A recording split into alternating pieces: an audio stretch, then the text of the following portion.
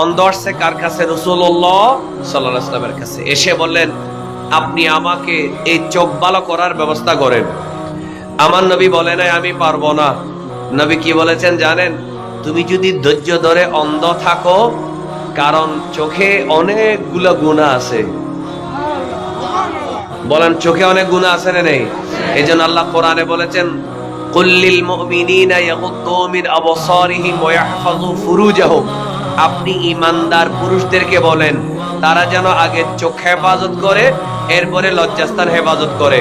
কুল্লিল মুমিনাত, আপনি ঈমানদার নারীদেরকে বলেন ইয়াগুদ্দুনা মিন আবসারিহিন্না, আগে তারা যেন চোখকে রক্ষা করে, ওয়া ইয়াহফাযনা, কোরআন শরীফে আছে না নাই? এরপরে যেন লজ্জাস্থানকে হেফাজত করে। এবার সবাই জোরে বলুন, যদি কেউ জেনা বেবিচার থেকে বাঁচতে চায়, আগে চোখকে রক্ষা করার দরকার আছে না নেই?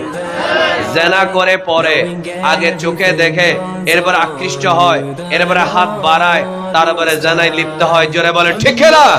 এই জন্য আল্লাহ লজ্জাস্থানে হেফাজতের আগে বলেছেন চোখ হেফাজতের জন্য।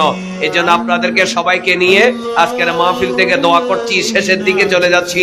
আল্লাহ আমাদের সবার, যুবক যুবতী, বৃদ্ধ, বাবা মা বোন, যারা মাইকের আওয়াজে শুনতে চান, সবাইকে আগে লজ্জাস্থান হেফাজত করব, পরে এর আগে আল্লাহ আমাদেরকে নিজেদের চোখকে হেফাজত করার তৌফিক দান করুক। আমিন। আরো জোরে বলেন আমিন।